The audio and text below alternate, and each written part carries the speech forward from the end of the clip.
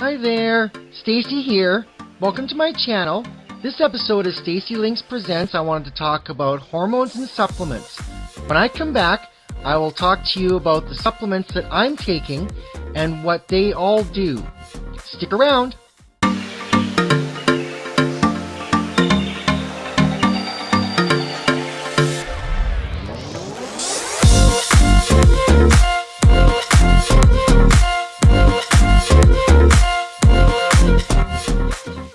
Thanks for sticking around. In this episode, as I mentioned in my intro, I wanted to talk about hormones and supplements and talk about some of the supplements that I've been taking and why I've been taking these supplements on a daily basis. So I have beside me here to my left a series of supplements that I've been taking here. This is the entire regime of supplements that I have, and I'm going to talk to you about them right away. So the first thing I'm going to mention, and I've mentioned this in several videos before, I'm not currently on HRT, but I am pursuing getting on. I will talk about that later in the video, but for right now, I'm going to mention that I have noticed a significant reduction in my natural hormones. So I have been supplementing them with another natural supplement that's a plant-based.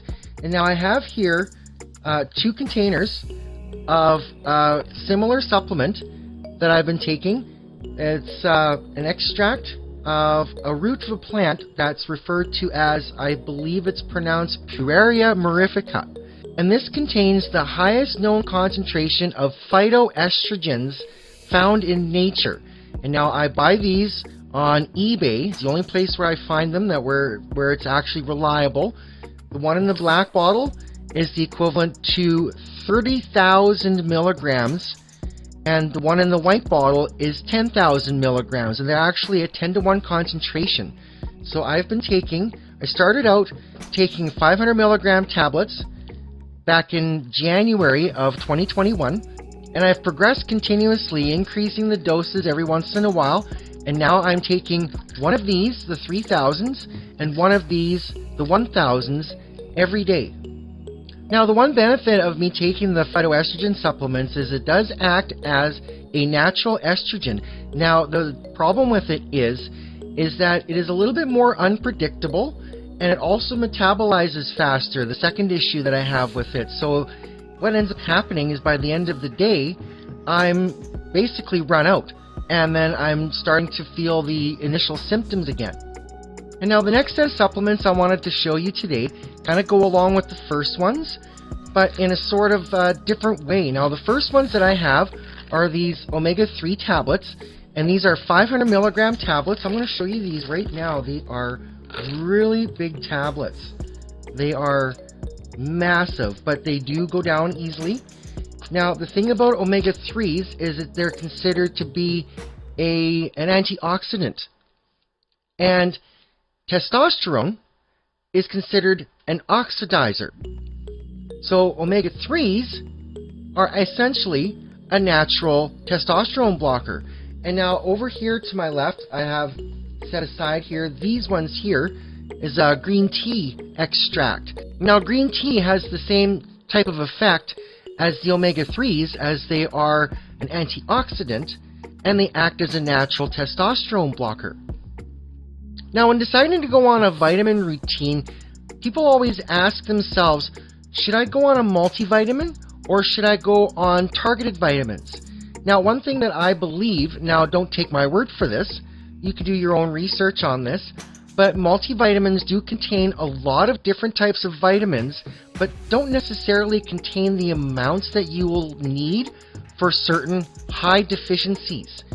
Now, I have a deficiency in vitamin D and in vitamin B, so that's some of the ones that I've been taking right now as well. The vitamin B, I take one of these every day, and then the vitamin D, I have D3 tablets.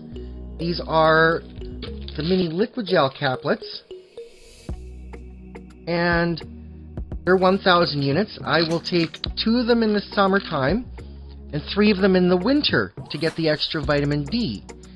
And now at last, the other vitamin supplements that I feel like are necessary is taking the vitamin E. Now, vitamin E is like nature's lubricant. It is what our bodies need in order to keep our skin soft, our hair soft and healthy, and our nails. And so many other functions of the body require vitamin E, so it's very important to get enough vitamin E. And as I mentioned just before, a multivitamin doesn't necessarily contain the amounts that you would expect to get out of individual supplements. So the best thing I find, especially for myself, is to go after more of a targeted regime than to go and try to just blast it with a whole bunch of different vitamins and maybe not even getting the desired effect. So I can honestly say that when I'm taking these supplements and vitamins, I feel a lot better than I do when I'm not taking them. And now when I do miss them, especially if it's over a period of time and I'm not taking my phytoestrogen supplements, I'm not taking my vitamin D, and I end up getting a plethora of physical, mental, and emotional issues. Anxiety, depression, brain fog, allergies go berserk. I get dry, flaky skin, dry, flaky eyes. Heartburn will set in, and sometimes it'll get really bad. It'll burn my throat. I mentioned dry skin, and then hot flashes. And I'm sure enough women who go through menopause will understand what hot flashes are like. But even male people can have hot flashes from reduction in testosterone. And yes, I experienced them all. But on these supplements, I have no major issues. Again, because there are a lot of supplements and my hormone regime isn't exactly regulated, it isn't exactly the world's most stable. And I've been having a ton of other issues too. And in a few weeks, I'll be talking about the struggles I have with my emotional roller coasters. So make sure you stay tuned for that. So as I mentioned earlier in this episode, I am trying to get on to HRT. In the province where I live, we can do a self-referral. And I'm already on the waiting list. I've been on the waiting list for over 3 months now, still waiting for the callback. And I haven't heard anything back yet. So yes, the anxiety is getting to be kind of much. I'm starting to get nervous about it, trying to hopefully figure out if I'm going to have enough of my supplements here. I did buy another couple packs of these, so I do have enough to last for a little while, but I'm not sure how much longer I'd have to wait before I get my first prescription. So this is kind of a race against time at this point, but I can assure you that once I do get my first consult and can get in for my appointment, I'm going to try to document as much of that appointment as I can and do that in a later episode. So thanks for watching my video. If you like this video, make sure you give me a thumbs up down below and be sure you subscribe to my channel to show your support. And make sure you follow my social media. Check the links in the description for all my social media pages.